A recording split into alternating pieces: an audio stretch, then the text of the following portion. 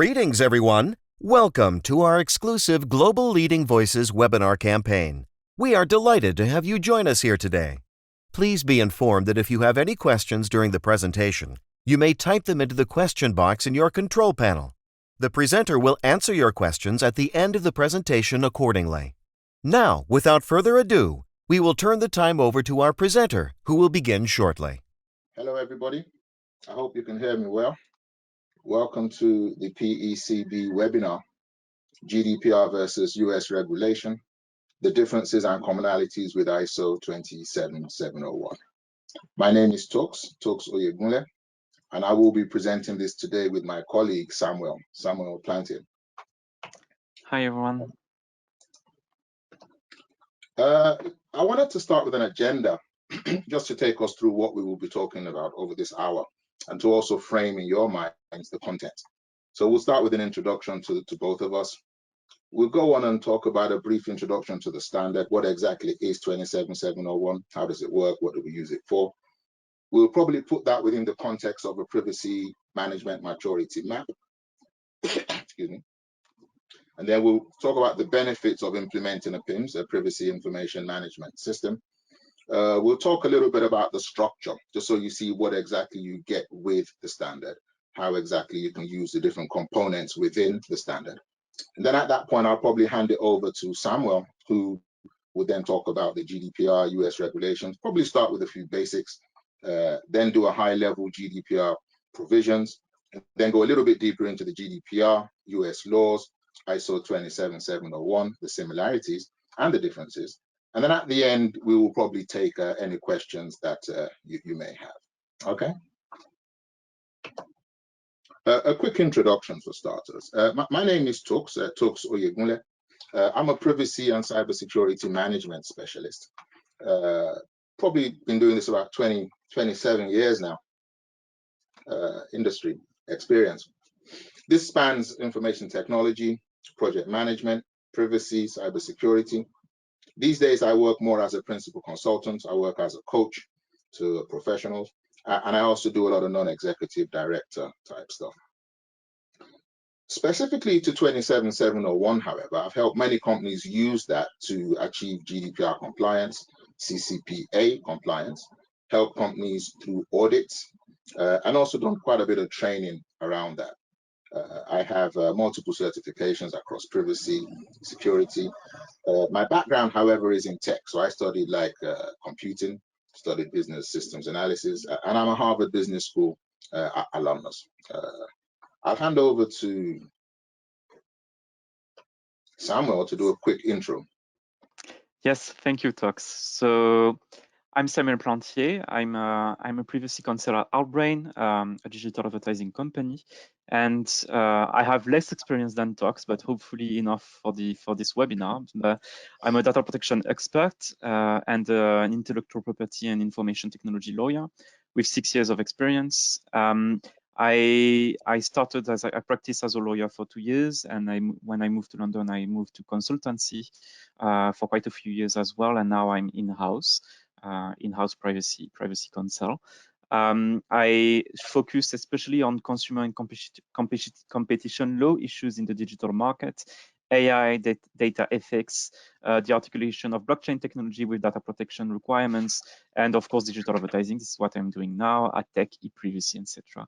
I have a PhD in law in the digital economy and consumer law. I hold several certifications in privacy as well, the CIPP Europe, the CIPM, and I'm a fellow in privacy. Thank you, Samuel. So maybe now let's do a quick intro into 27701 itself. At the end of this, we should at least understand what it is, how it works, what we use it for. And what is it?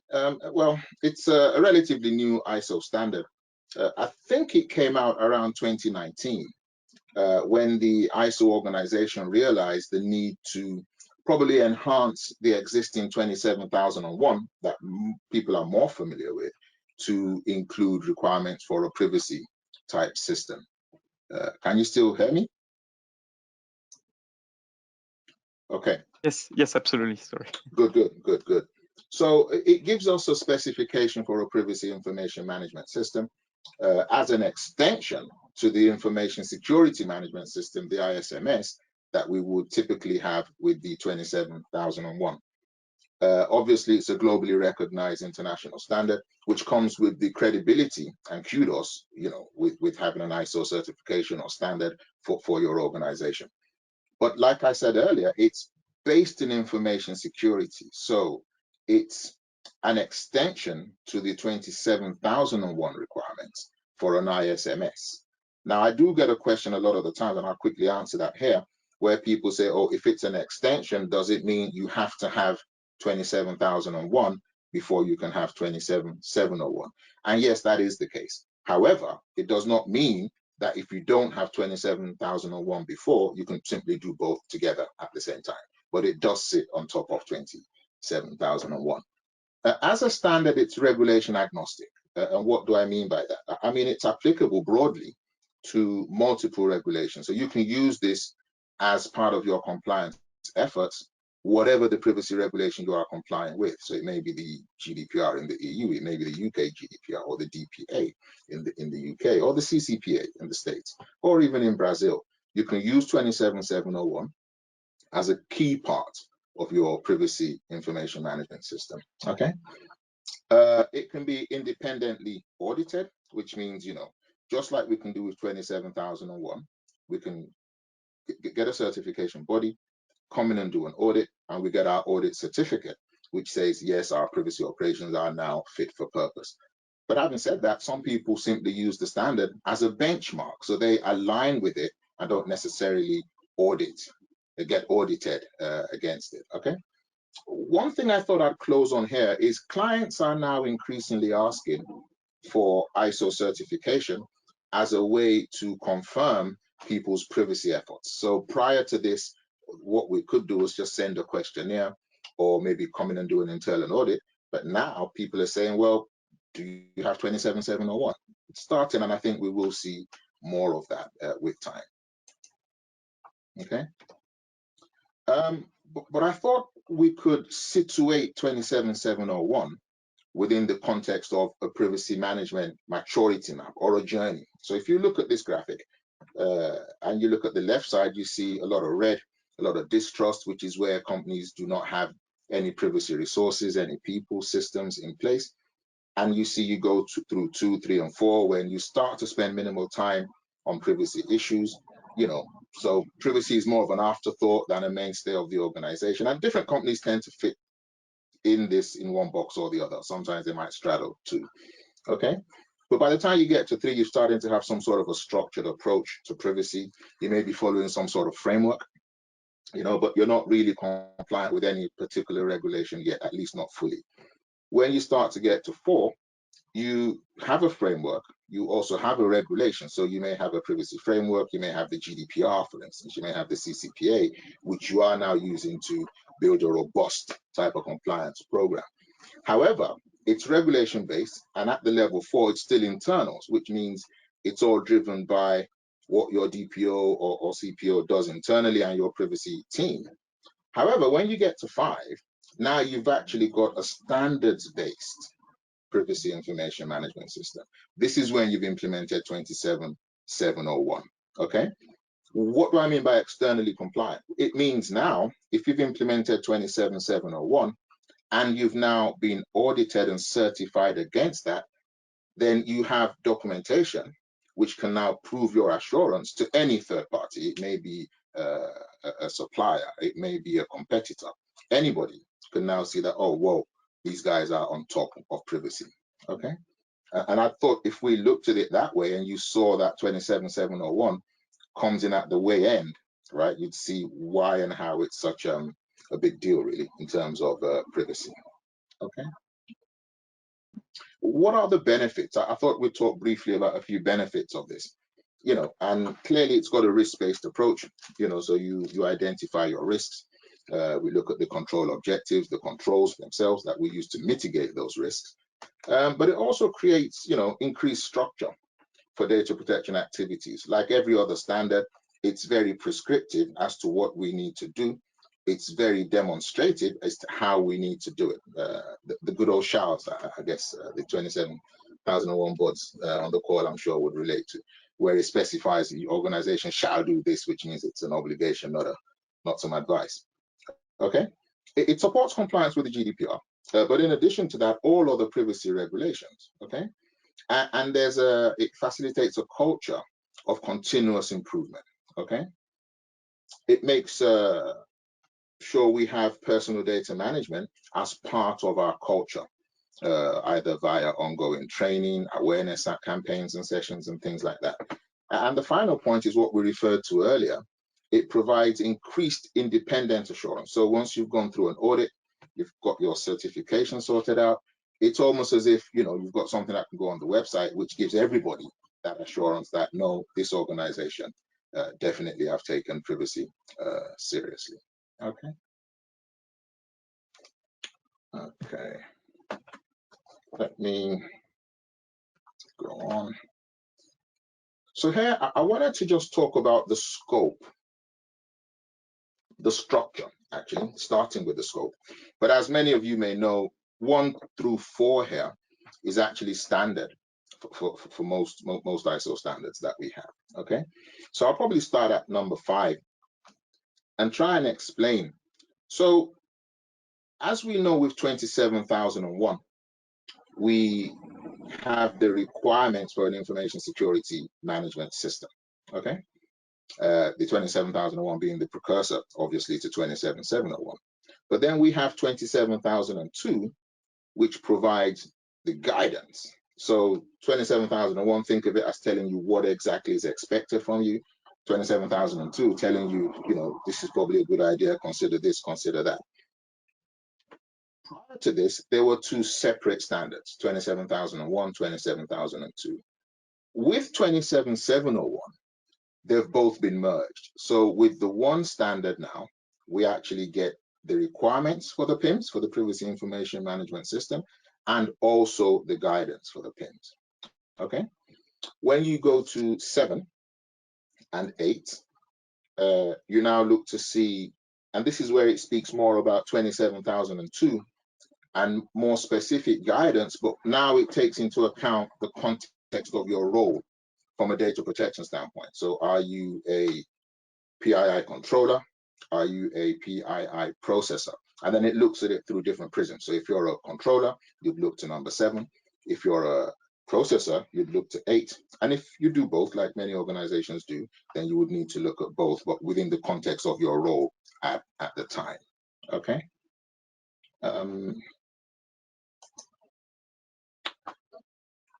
At the end of the standard, we have, I think, about 6 different annexes, okay, which is quite helpful. So you have the Annex A and Annex B. Once again, this looks at the controller or processor perspective. But here you have the actual controls, the control objective, the controls themselves, what you need to do to mitigate the particular privacy risk. But also, when you get to Annex C, you also get a mapping to ISO 29100, which is the privacy framework standard. So you get that mapping in there as well. So you see how the privacy framework standard maps into 27701. Okay. Annex D, I think, is important and relevant to a lot of people because this is where it maps to the GDPR. Now, as we're seeing, many new regulations are an offshoot in a way, or at least a variant, let's say, of the GDPR. But what Annex D does is it actually takes the GDPR and all the relevant clauses and then maps it to 27701. So you see what you need to do within the standard to comply with the specific clause. And I think that's very helpful to most people. I mean, you look at Article 30, you look at it, it tells you exactly what you need to do to actually comply with Article 30. Annex E, here we look at like PII processors providing cloud services, 27018, and also a bit of guidance in there as well for PII controllers, 29151. Okay. The most important one, however, I wouldn't even say most important, but where you would actually start, and it's funny they put this at the end, but this is where you would typically start, with an implementation gig on 27701, is where it tells you how to apply 27701 to 27001 and 27002. So it just gives you like a breakdown, a little mini framework in there that says, well, you want to do this, change this, this is how you bring it up to speed or up to date in general. Okay, so that's a very quick overview of the standard, and we started this way to give you some context of what 27701 is in isolation. What we would now do is, and I'll hand it over to Samuel, who would now take us, now that we understand what we're talking about with the standard, he would now take it to the GDPR and other US law. Okay, here you go, Samuel. Thank you very much, Toks. It was very informative. So I'm going more to discuss on the legal side of things and to map the differences and the similarities and differences with ISO 27701 and how we can help support your compliance journey. But first, let's go back to a few basics. I hope that by now the audience is probably very aware of the GDPR, but just as a reminder, the GDPR is a law effective since May 2018 in the EU on data protection, and it's regulating the processing of personal data of individuals located in the EU and the UK after Brexit. The GDPR has been transposed into UK law for now, and regardless of the location of the data controller. Another important piece of law to know generally when you process personal data globally is the CCPA, the California Consumer Privacy Act, which is effective since January 2020 and is aimed at enhancing privacy rights and consumer protection for residents in California. And it will be supplemented by the Consumer Privacy Rights Act, CPRA, from July 2023, where most of the changes are going to reinforce the rights and to make it closer to GDPR. We also have in the US a few more laws that have been recently adopted. We have the Virginia Consumer Data Protection Act effective in January 2023. We have the Colorado Privacy Act, which has been adopted very recently and is going to be effective in July 2023. We had a few initiatives which didn't go through so far, in particular in Florida, in the state of Washington, in Washington DC. There are a few areas where some bills were really well advanced and were not adopted at the end.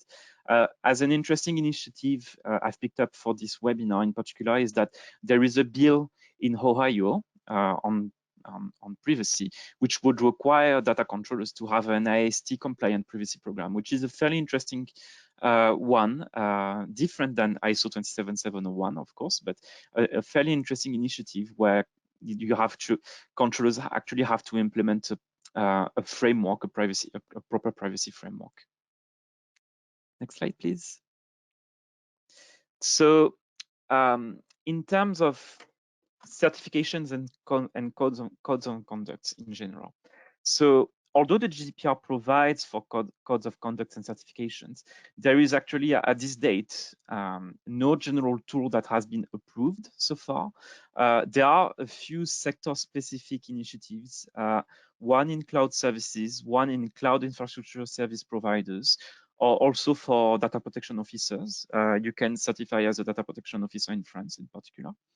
But there is no general tool, no seal of approval, which says you are compliant with GDPR, as in a certification or code of conduct so far that has been adopted. It may happen in the next few years, but so far there is no such certification which has been approved.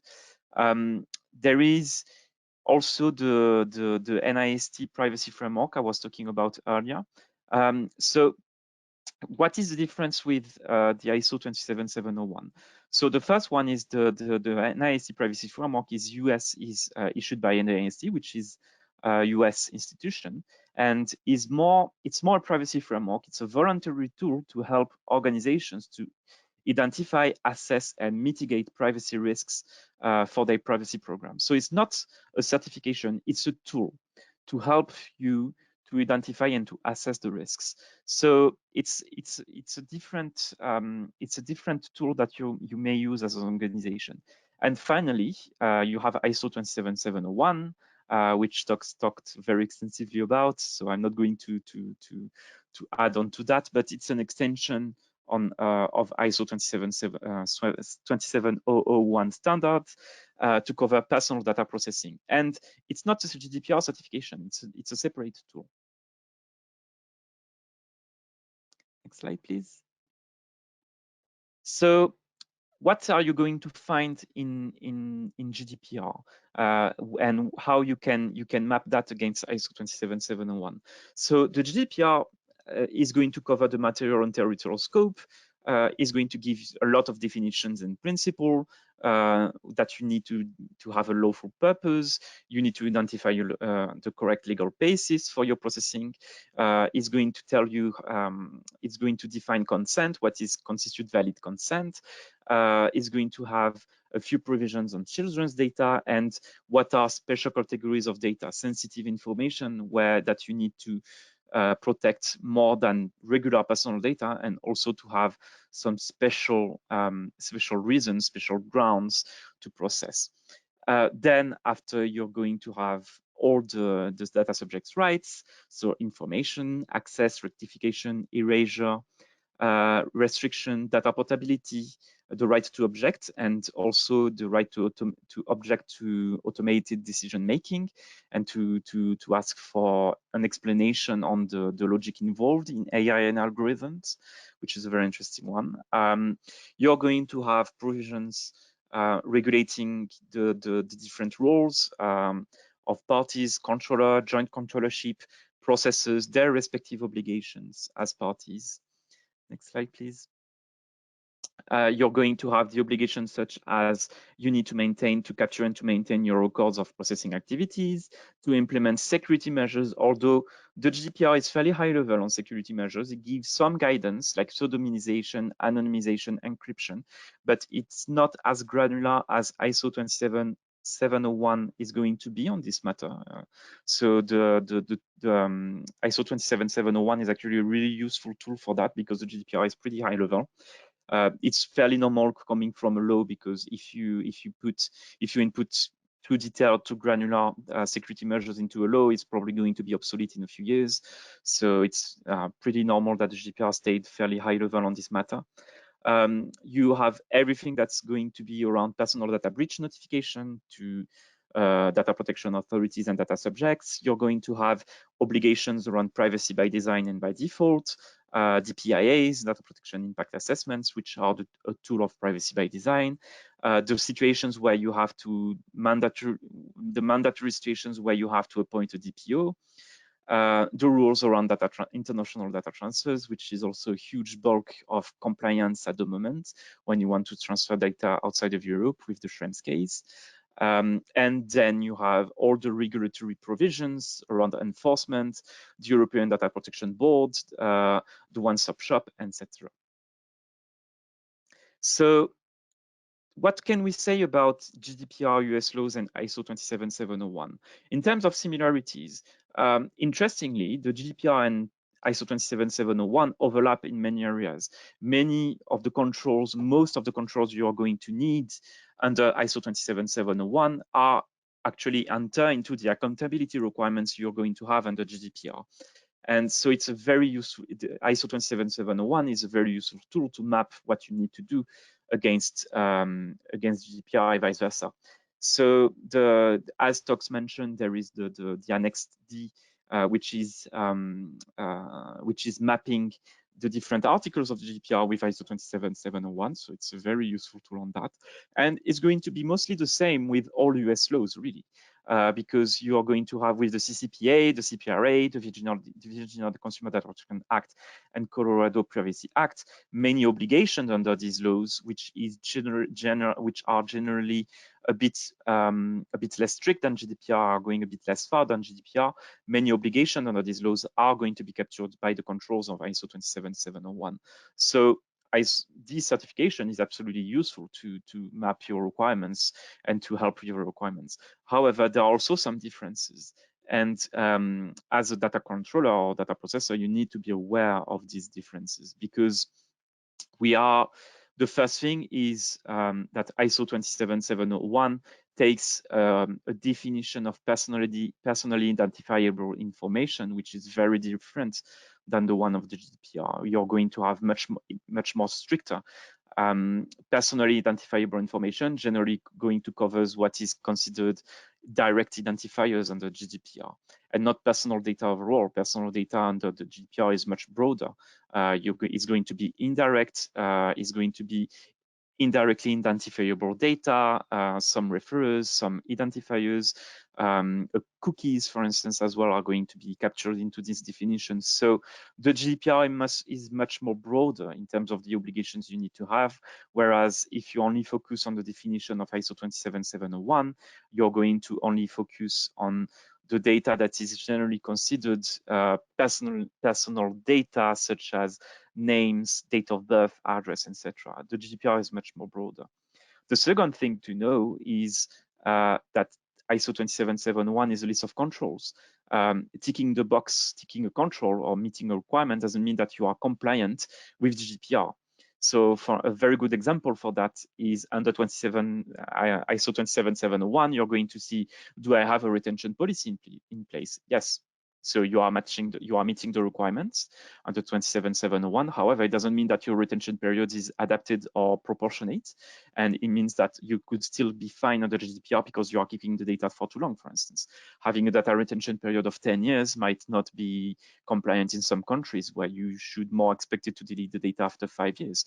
So that's one example where you need to have a broader view. You need to take into account broader requirements than just having a control. It's not yet, sorry. Another example is if you identify that you have a legal basis, it doesn't, under ISO 27701, it doesn't mean that this legal basis is lawful against GDPR. So ISO 27701 is going to help you to have a list of controls to demonstrate your accountability as a data controller and having a standard to audit against, but it's not going to help, is not going to necessarily mean that you are going to be compliant. The last thing to know, the last difference is that many of the US laws we discussed previously, the CCPA, the Virginia Act, the Colorado Act, they are only triggered in certain situations. So generally it's going to be only in the private sector, only for consumers, so a very restricted area, only for companies who earn a certain turnover, certain amount of annual turnover, or where you have some threshold or volume of data processed. So for instance, 100,000 individuals, and then you have to comply. It's not as broad as the GDPR, which encompasses all type of data subjects, employees, customers, citizens, and other areas. So this is where complying with ISO 27701 is going to help, because you might want to have in place a privacy framework, a privacy program, and a certification and an audit standard to audit against, where you might not actually trigger the requirement to comply with the law in some areas in the US. So there are also some differences in this aspect between US laws and ISO 27701. Notably, as I was mentioning, most of the laws in the US are only applicable to consumers.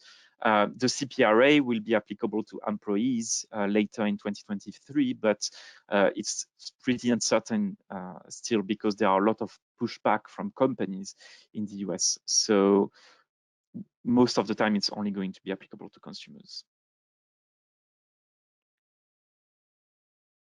And I think that's all for us. Please, if you have any questions, don't hesitate to ask. It was a real pleasure to be presenting with Toks in this webinar, and ask your questions.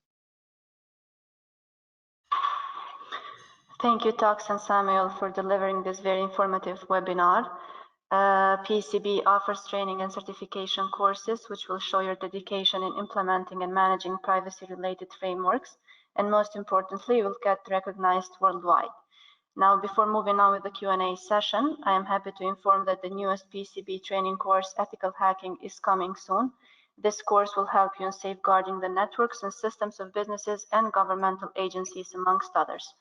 For more information regarding the ethical hacking training course, please check the link on the chat box. Okay, now we'll go ahead and take some time to answer some questions from the attendees. The first question is, does a company have to maintain two management systems, ISMS and PIMS, or are they integrated? Toks, you want to take this one? Yeah, definitely, I'll take that. No, you can actually integrate the PIMS into the ISMS. In fact, that's the better way to do it. What you find is there are a lot of requirements in the PIMS that relies on what you've already done in your ISMS anyway. So you can actually add it onto it. I hope that helps. Thank you, Toks. The next question is, considering the increased number of specifically US laws and regulations, what do you consider as the best strategy for compliance? It's a $1 million question. It's true, as a privacy professional myself, it's true that complying with US laws is becoming harder and harder. Especially if we end in a few years with 50 different laws. I would say two things. One of the first thing is, although it's pretty a bit in pause at the moment, but we can still hope to see a federal privacy law. Many experts were tabling on it for 2021. I think it doesn't look like it's going to be in 2021, but still, it's only the beginning of the presidency of Joe Biden. It can still happen. The other thing is that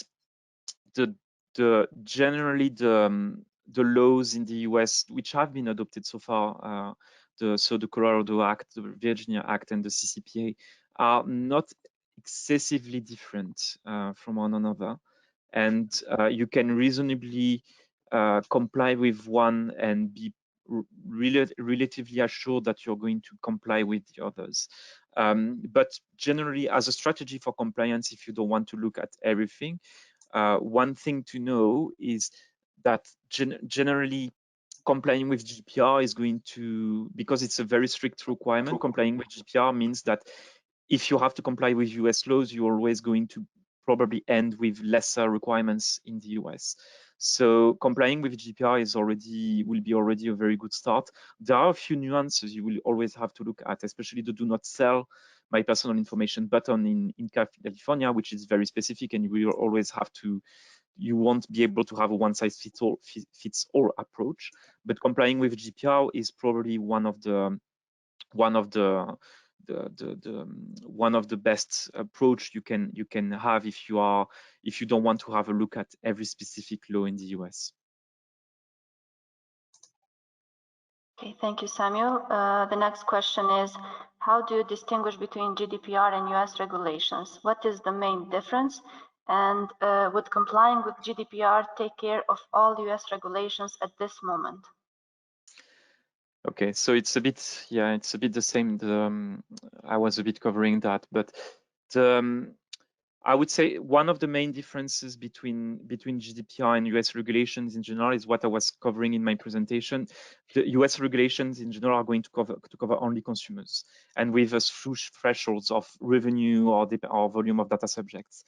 So whereas the GDPR is a general data protection law. It means that it's going to cover all data processing you are doing as an organization, irrespective of your revenue, of your localization, etc. So that's the main difference. You won't necessarily have to comply with a US law compared to GDPR. The other thing to noticeable, I would say, is that most of the time when it comes to marketing, to sell of information, etc., in the US is going to rely on opt-outs, whereas in Europe, under GDPR, is most of the time going to be based on consent, opt-in. So that's most of the time, that's one of the main hurdle you might encounter, especially if you are a commercial company, a commercial organization, and you are doing direct marketing, digital advertising, etc. One of the main differences is going to be that in Europe you have to rely on consent, and in the US it's on an opt-out basis. The other, in terms of compliance, general global compliance, that's a bit the issue at the moment. You don't really have a one-size-fits-all approach.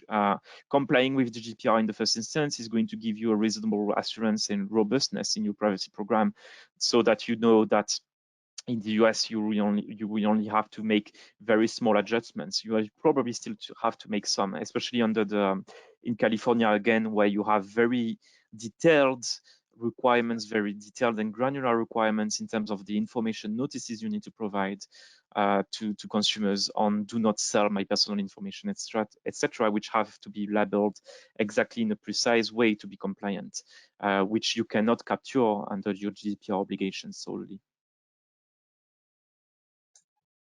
Okay, thank you, Samuel. The next question is, to what extent does ISO 27701 overlap with NIST? Do you want to take this one, Toks, or do you? I'm not familiar. NIST, I think, is something they use a lot more in the States. So I don't have an extensive overview of NIST, actually. So I'm not sure I understand where the overlaps are. Are you on top of that, Samuel? No, I mean, I know broadly NIST. I would say there are very different tools. The NIST privacy framework is more guidance on how you need to implement a privacy program and how you need to assess the risks, etc. There are not a list of controls that you're going to have under under ISO 27701, for instance. It's not going to be like you need to have a data retention policy, for instance. It's more going to be, are you taking into account that and that, are you taking into account the risks to data subjects of your processing into your privacy program, the sensitivity on the information you have, whether you are processing payment information or etc. It's more a tool to a balancing tool to assess the risks and mitigations in your privacy program. It's more an implementation tool rather than an auditing tool, to be more precise. It's still in the domain of privacy, so obviously you'll be able to audit NIST outcomes with ISO 27701 auditing tools, of course. But the NIST is really prior is going to be the start of your privacy program, and then you are going to audit if you have implemented the correct controls with ISO 27701. So there are different tools at different stages, I would say. Okay, thank you. The next question, how does certification help with data transfer issues to the US, especially with the new EDBP requirements to update SCCs? Right. So it's an interesting question. There is no certification of code of conduct adopted under GDPR at the moment, which allows an organization, a data controller, to transfer data outside of the EU to the US or somewhere else, for this matter. I remember I have seen somewhere that there was a code of conduct that was being drafted and discussed, so it might happen very soon. But for now, there is no tool, although it's actually anticipated and mentioned by Article 49 of GDPR. You don't have any certification of code of conduct at the moment, which allows a company to adhere to a code of conduct, and that would say, I'm fine with transferring data to the US or somewhere else.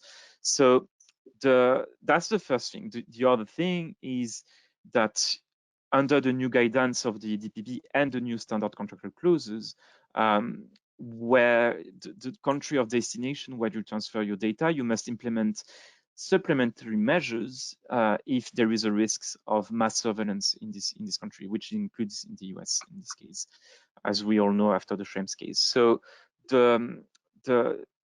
these measures, they can be pseudonymization, encryption. It can be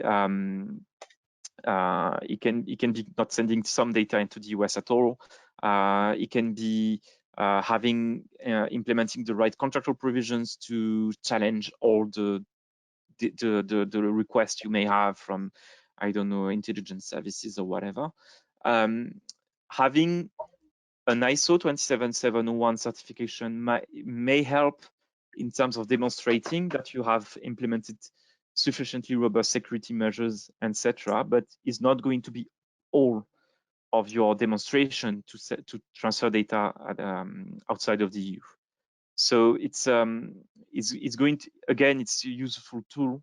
Certification, the ISO 27701 is a certification, is a useful tool to demonstrate your compliance, but it's not the only one. It's not sufficient in itself. Thank you, Samuel. The next question is, what will be the impact of US federal privacy laws on the state laws?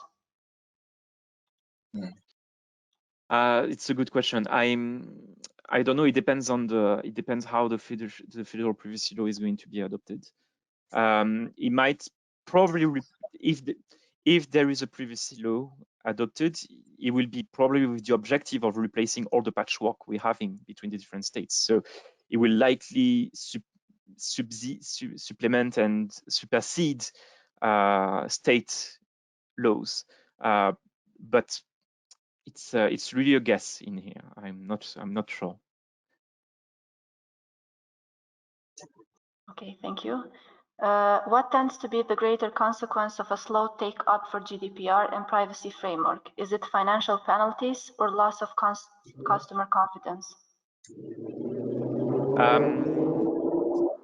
Well, the biggest risk obviously is the enforcement and fines. That's for sure. I mean, we all know that it's 4% of your global turnover, and I would say that data protection authorities in Europe are not particularly laxist on it.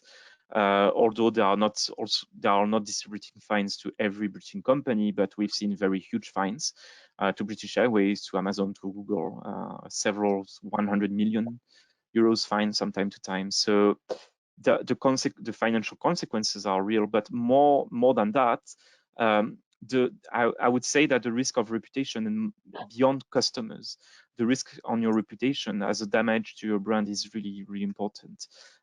Whether you are working B2C, and it means that you're going to struggle, you will have to notify data subjects if you have a data breach. You're going to have a loss of revenue because you are losing consumers' confidence, and then it means that you're going to have less people buying your products or services. But also, if you are in B2B, it can be also very damaging to your reputation, because it means that probably your customer base is going to look for an alternative. And so I would say more than the fines, the damage to a brand can be fairly important. And it's probably not to take lightly, especially in 2018, 2019, it was acceptable. In 2021, it's becoming less and less acceptable that you are not compliant with GDPR, or there is compliance. There is being in breach of GDPR completely, and there is also not having implemented all relevant, or being in a gray area. It depends on it also depends on the breach. But if you have a data breach because of very poor security practices, for instance, this is with the situation typically where your brand is going to suffer the most damage. Okay, thank you. Is ISO 27701 mandatory for the organizations as PII processors? I can probably take that. No, it's not mandatory. It's something you can choose to do or not. It's not mandatory at all. Okay, the next question is there a standardized privacy impact assessment to use whenever we conduct privacy assessments to our organization? There is no, I wouldn't say there is a standard official tool that you can use. There are a few data protection authorities, especially the CNIL in France, which have issued their own template to use for organizations to help. But after that, there is no official template framework to use, because it's completely left to the appreciation of data controllers and processors to do their PIA. As long as you capture in a DPIA, as long as you capture the risks correctly for data subjects and you mitigate them correctly, there is no standard approach to do DPIA.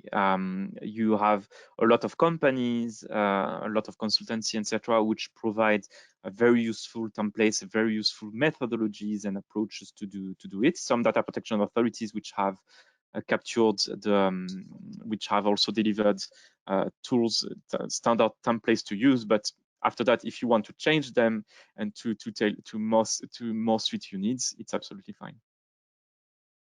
Thank you. And the last question is, are there any size limits from which the US privacy laws apply?